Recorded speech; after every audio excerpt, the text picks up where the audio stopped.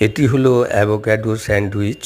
Avocado ফলটিকে প্রথমে মাঝখানটায় নিয়ে মাঝখানের শ্বাসটাকে নিয়ে এতে পেঁয়াজ কুচি, লঙ্কা কুচি, টমাটো কুচি দেওয়া হলো। তারপর এটি দেওয়া হলো। এরপর এতে চিজ দেওয়া হবে।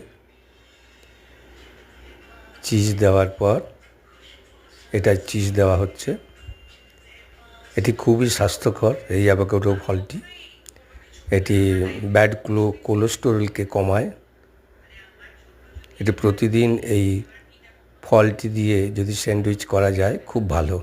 এরপর তাওয়াতে ঘি দিয়ে এপিঠ ওপিঠ দুপিঠ ভালো করে গরম করে নিয়ে আর সুন্দর করে কেটে পরিবেশন করার জন্য খুবই ভালো।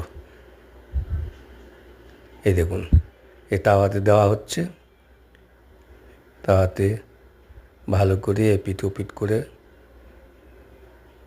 সুন্দর করে করতে হবে।